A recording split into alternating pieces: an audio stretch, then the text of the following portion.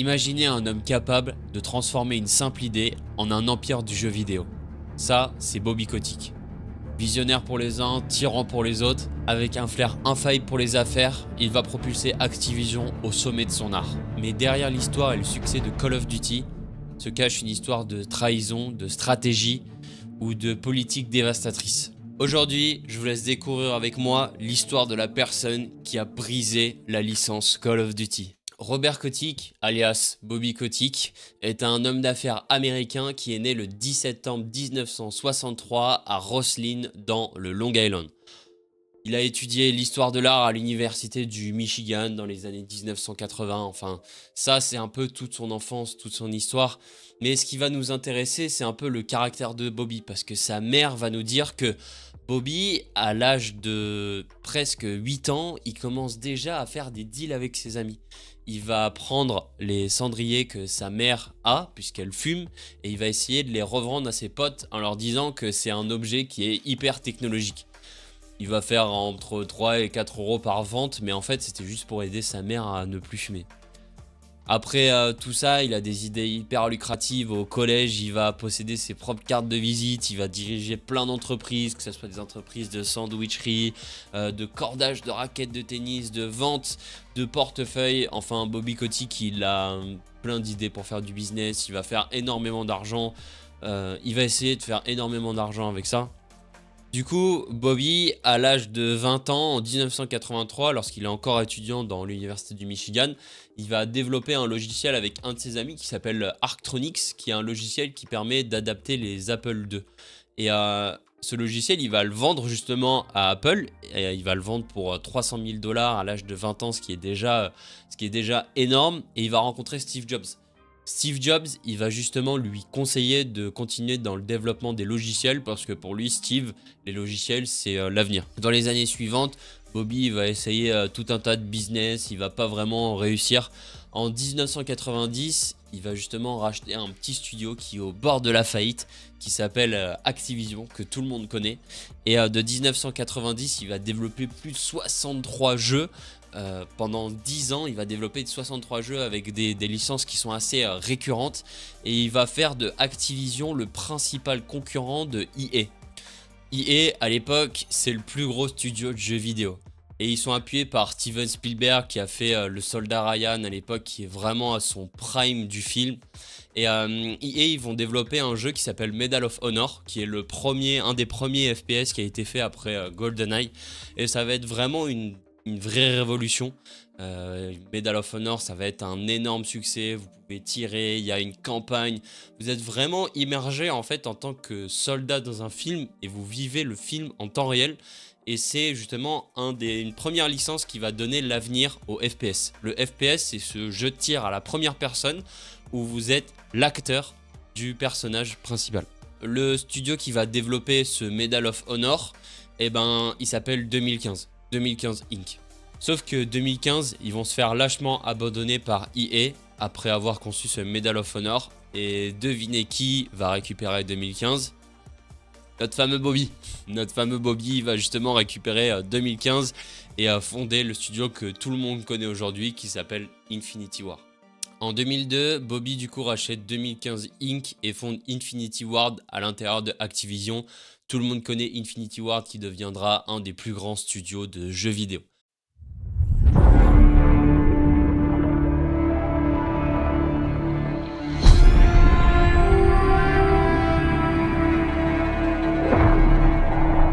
Et à l'époque de 2002-2003, le but de Bobby Kotick, Infinity Ward et Activision, ça va être de développer un des plus gros FPS qui n'a jamais été fait, Medal of Honor Killer. Alors, Medal of Honor Killer, c'est un nom de code lorsqu'il développe justement ce fameux FPS que tout le monde va connaître, qui s'appelle Call of Duty.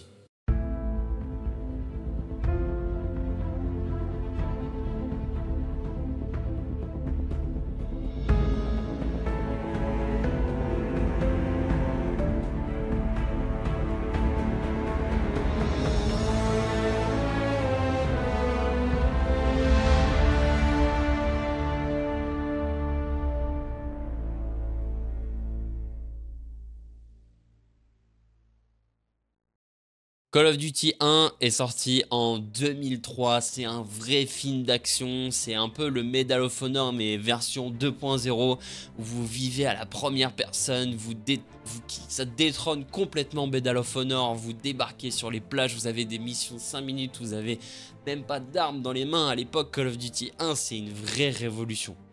Mais revenons à notre personnage principal, Bobby.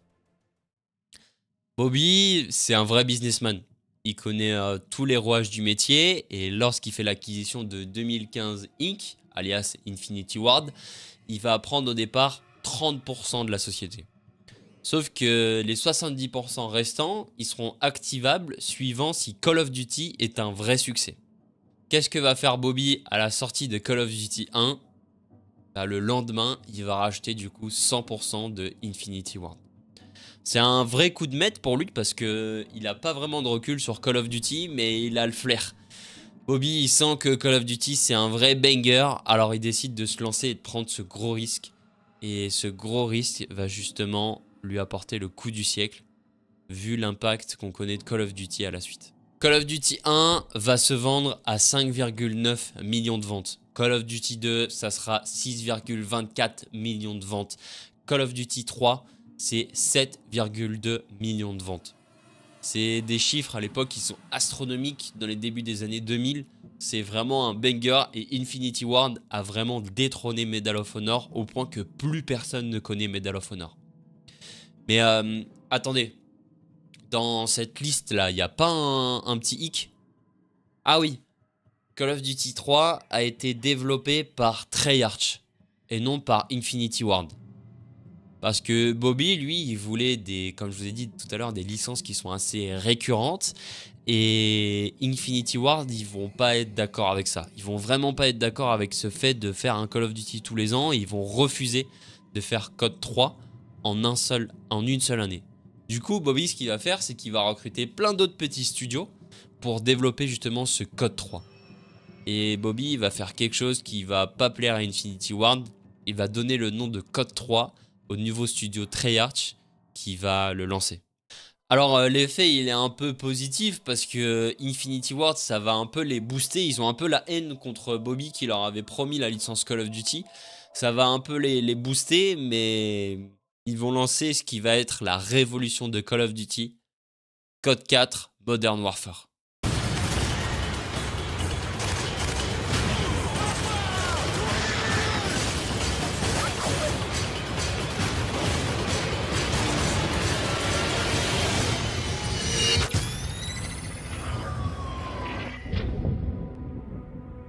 Code 4 Modern Warfare, il va révolutionner Call of Duty, ça va être vraiment un impact qui va être interplanétaire, c'est plus de 20 millions de ventes. Vous vous rendez compte, on passe de 6 millions de ventes à Code 2, 7 millions à Code 3, à 20 millions de ventes pour Code 4 Modern Warfare. Et encore une fois, Bobby il avait un flair de dingue parce qu'il va comprendre que l'avenir du jeu vidéo, c'est pas seulement des PC, parce qu'à l'époque Call of Duty était développé pour les PC, mais ça va être la console. Et Code 4, pourquoi ça va autant marcher? C'est grâce au multijoueur. À l'époque, la Xbox, le PSN vont se développer de plus en plus, et Call of Duty, ça va devenir la première référence de FPS sur les consoles, sur les PC, sur tout ce qui est multiplateforme. Alors Call of Duty maintenant ça va plus être un film où vous allez être acteur à la première personne, mais ça va être affronter ses meilleurs amis pour voir qui a le meilleur shoot, qui a débloqué le dernier kill streak, qui a fait le meilleur trickshot. À l'époque c'est un raz-de-marée et tout le monde veut avoir ce jeu.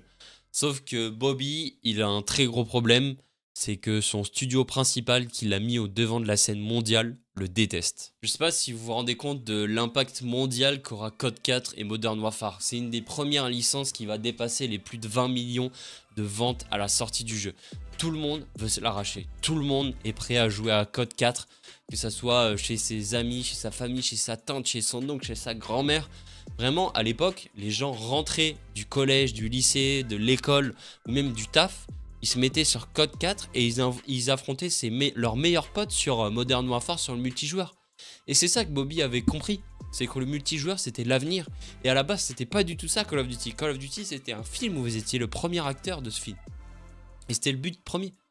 Et rien que ça va être un banger incroyable. Et après la licence Modern Warfare, les deux dirigeants d'Infinity Ward, West et Zampella, vont comprendre qu'ils ont créé la plus grosse licence mondiale de FPS. Alors ils vont aller toquer au bureau de Bobby en lui demandant un nouveau contrat, en leur demandant de toucher des royalties pour tous les Call of Duty parce que c'est eux qui ont fait que la licence est devenue un banger mondial. Et Bobby, en bon businessman, il va leur faire un contrat en or. Ce contrat, c'est du jamais vu sur le marché de Call of Duty et on n'en verra jamais un aussi beau, que ça soit avant, après ou dans les années à venir.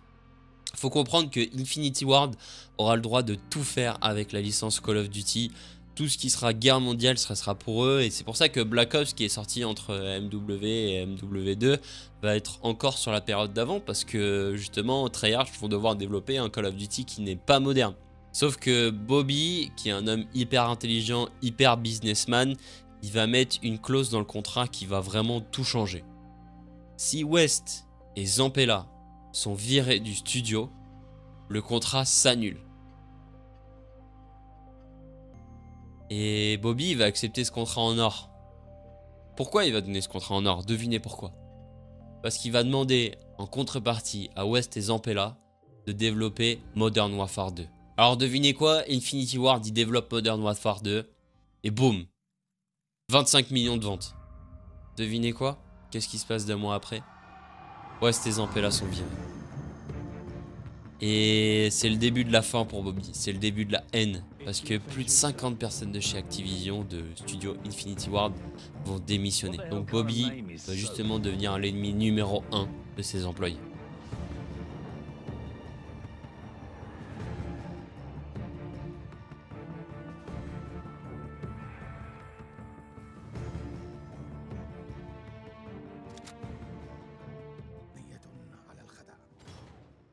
La suite de Call of Duty, c'est quand même les plus gros bangers de l'histoire. Parce que quand on se rappelle, à l'époque à cette époque-là, t'as Modern Warfare 3 qui sort, BO2 qui sort, Black Ops aussi qui sort. C'est des jeux qui ont marqué l'histoire.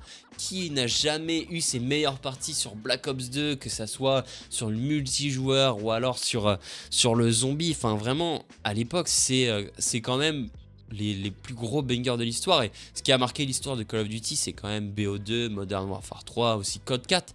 Mais à l'époque, dites-vous que les gens qui ont fait que cette licence Call of Duty est un succès interplanétaire, bah, ils sont plus là. Ils sont plus ici. Ils sont plus dans le studio. En 2021, Bobby va être accusé d'avoir dissimulé pendant plus de 10 ans des affaires d'harcèlement moral, de viol et plus particulièrement pendant les années de développement de Black Ops 2 et MW3. Il leur a donné un paquet d'argent. On dit qu'il aurait donné un paquet d'argent à sa secrétaire pour qu'elle ne dise rien parce que c'était elle qui avait été accusée. Enfin, il a mis un peu tout sous le tapis et puis il a essayé un peu d'étouffer cette affaire. Et d'ailleurs, il avait même été accusé d'avoir menacé de mort un de ses employés pour qu'il continue de développer son Call of Duty. Enfin, je sais pas si vous arrivez à vous rendre compte du personnage que c'était Bobby. Bobby, il avait une aura, il avait quelque chose. C'était quelqu'un qui avait beaucoup d'emprise sur les gens et qui était vraiment un des pires managers que vous pouvez avoir, quoi. Mais un des pires, mais en même temps un des meilleurs, parce que quand vous regardez le succès de la licence, elle est interplanétaire. Et à cette même période, West et Zampella, ils vont se lier contre Bobby pour le mettre en justice, pour ce fameux contrat qui à l'époque est un peu hyper frauduleux. Et ils vont emmener Bobby justement en justice. Ils vont essayer de l'attaquer de tous les côtés et c'est là que Bobby va lancer l'opération Icebreaker. Icebreaker, c'est une opération spéciale de Bobby à l'intérieur d'Activision pour retrouver des mails de West et Zampella qui permettent de les accuser et qui permettent de justifier en fait ce licenciement qui est complètement abusif.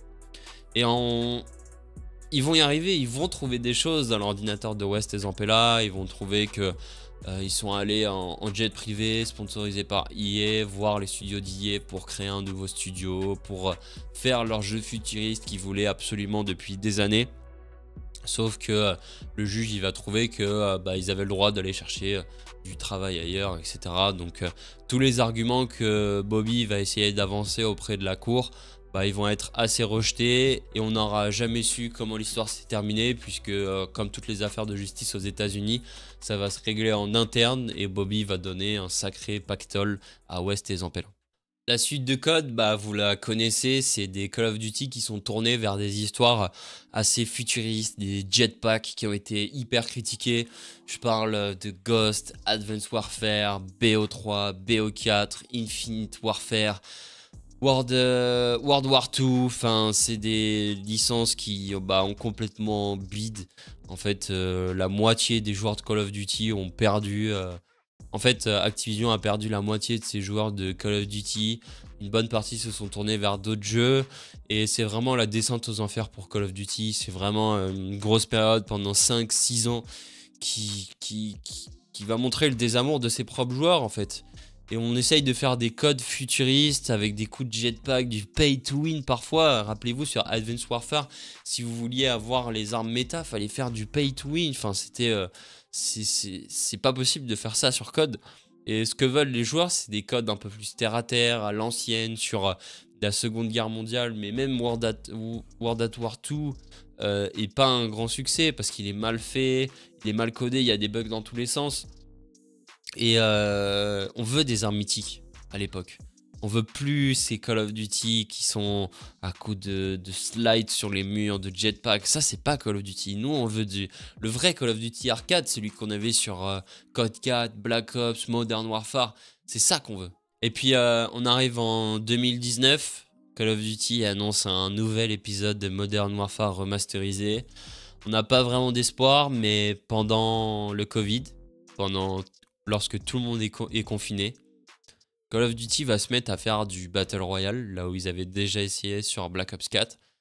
Et une équipe de 20 personnes va lancer ce qui va être la plus grosse lueur d'espoir de Call of Duty, Warzone. Warzone, c'est un raz-de-marée. C'est une nouvelle façon de jouer et de voir Call of Duty. Ça fait 8 ans que le jeu n'avait plus de renouveau. Ça fait 8 ans qu'on joue au multijoueur. Et Warzone va redéfinir les codes de ce jeu. Maintenant, ce qui est important, c'est le Battle Royale. Combien tu fais de top 1? C'est quoi la méta? Les WSEW, le spawn Gotaga, Verdansk, Rebirth, Shoah. Tous ces événements, ils vont marquer encore plus l'histoire de Call of Duty. Mais malheureusement, Bobby, il va faire un truc qui va complètement tuer et assassiner Call of Duty. En 2020, Bobby dépose un brevet qui s'appelle le SBMM, Skill Based Matchmaking. Le Skill Based Matchmaking, c'est un algorithme utilisé dans les jeux en ligne comme Call of Duty pour organiser les matchs de manière à ce que les joueurs soient mis en concurrence avec d'autres joueurs qui ont un niveau de compétence comparable. C'est-à-dire que si vous êtes niveau 850, vous allez tomber sur des personnes qui ont le même KD, qui ont la même connexion, qui ont les mêmes armes, qui ont fait les mêmes parties que vous avant. En fait, c'est une manière de contrôler le joueur et de contrôler aussi son envie de jouer. Si vous faites un nombre de parties qui sont dégueulasses, et ben on va vous mettre dans un lobby plus facile pour vous donner envie de continuer de jouer. Le skill-based matchmaking, c'est pas une mauvaise chose, mais c'est vrai que sur Call of Duty, il est quand même abusé. Au bout de 3, 4, 5, 6 games, vous tombez contre des lobbies de gros tryharders. Et d'ailleurs, c'est pour ça que des gros créateurs de contenu sont partis. Prenez par exemple Gotaga, Locklear qui ne sont plus jamais sur le jeu à part quand ils font des OP. Et même quand ils font des OP, ils critiquent le jeu. Enfin, c'est pour vous dire à quel point le SBMM est poussé. On parle maintenant aussi de OEMM. C'est-à-dire que quand vous rencontrez un adversaire en plein match, et ben suivant votre nombre de kills dans la partie, vous allez avoir la vie qui va être plus importante pour lui ou pour vous. Ça dépend vraiment de ce qui se passe. Et le développement des IA n'a pas amélioré ça parce que ça va être vraiment pour moi ce qui va tuer Call of Duty parce que du SBMM, il y en a dans à peu près tous les jeux. Par exemple, quand vous allez sur Fortnite, bah, vous en avez, mais pour moi, le SBMM, ça doit être dans les parties, par exemple, de Ranked et pas dans les parties multijoueurs classiques. Mais après, il faut aussi prendre en compte, comme disait Skyrose, que le niveau des joueurs a considérablement augmenté. Par exemple, quand on pense à Warzone 1, bah, à l'époque, les joueurs console, ils n'avaient pas la FOV à 120. il y avait que les joueurs PC qui avaient la FOV à 120, donc forcément les joueurs PC étaient beaucoup plus avantagés, donc on ressentait moins le SBMM sur les streams parce que tous les joueurs avaient des PC. Enfin, à l'époque, le niveau était encore assez bas sur les Battle Royale et maintenant tout le monde a évolué, tout le monde a les méta, enfin tout a évolué, le niveau moyen des joueurs de Call of Duty a évolué. Donc quand on crie par exemple au script, au SBMM, bah, c'est parfois un peu beaucoup de mauvaise foi. Et c'est pour moi ce qui va encore tuer Call of Duty à petit feu en fait.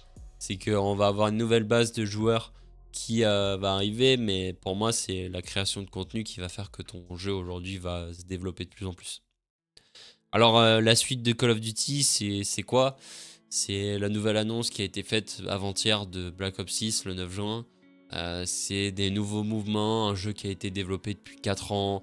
Enfin, moi je trouve que c'est un jeu qui a l'air super, qui a l'air génial, qui a l'air d'être beaucoup développé avec des très beaux graphismes, le même moteur que Modern Warfare 2 remasterisé MW3. Mais on sent cette ambiance Black Ops. Mais ça va être soit le pire des Call of Duty, soit le meilleur. Pour moi, ils jouent vraiment leur réputation là sur ce Call of Duty. Et l'avenir de BO6 va nous dire qu'est-ce qui va résulter de Call of Duty. Mais on a aussi d'autres alternatives qui arrivent. Par exemple, X Defiant qui est un jeu gratuit. Enfin, c'est vraiment un avenir qui j'espère sera beau. Moi qui suis fan de la licence, j'espère vraiment que BO6 sera un vrai banger avec les mouvements. On parle de omni-mouvement, etc. N'hésitez pas à me dire en commentaire si vous voulez que je fasse une vidéo sur Black Ops 6 pour dire pourquoi ça sera le pire Call of Duty de l'histoire et pourquoi ça sera le meilleur Call of Duty de l'histoire. Ça serait bien de faire une espèce de comparaison dans ce style-là. Donc n'hésitez pas à me dire si vous avez envie en commentaire. Et j'aimerais rajouter une chose, c'est que est-ce que en fait Bobby a été vraiment visionnaire? Ou est-ce que ça a été le plus grand des tyrans de Call of Duty? Parce que quand on regarde les stats, au final, c'est la licence qui a été le plus jouée dans le monde, Call of Duty, après GTA. Et on a beau critiquer Bobby, il a toujours fait des choix difficiles, des risques difficiles. Mais après, c'est vrai que son comportement en interne n'était pas le meilleur. Il a fait des coups de crasse qui étaient vraiment pas beaux. Mais en soi, c'est ça le business. En soi, c'est aussi savoir mentir, savoir améliorer la vérité. Pour moi, tu peux pas être lisse sur tous les sens, tous les côtés et développer la plus grosse licence du jeu vidéo dans le monde. Enfin, c'est pas possible. Donc, s'il y a quelqu'un qui doit prendre, ça doit être lui. Mais on est quand même dans une nouvelle ère de Call of Duty parce que on a le rachat de Microsoft. La licence Activision Blizzard a été rachetée par Microsoft. Bobby est parti avec son pactole, donc il y a des nouveaux dirigeants, une nouvelle vision de jeu.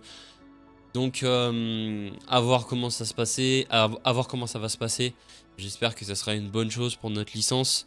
J'espère que ça sera vraiment un nouveau banger, une nouvelle réussite. J'attends beaucoup de Black Ops 6. J'espère que je vais pas être déçu et j'espère qu'ils vont essayer au moins de niveler ce SBMM, parce que c'est vrai qu'il est quand même très visible. Après, on aura beau le critiquer, on l'aime aussi quand on commence le jeu. Donc à voir. N'hésitez pas à me dire en commentaire si la vidéo vous a plu. Mettez un like, ça aide beaucoup. Et puis voilà, j'espère une nouvelle vidéo. Dites-moi en commentaire si vous voulez la vidéo sur Black Ops 6. Et puis, je vous fais des bisous.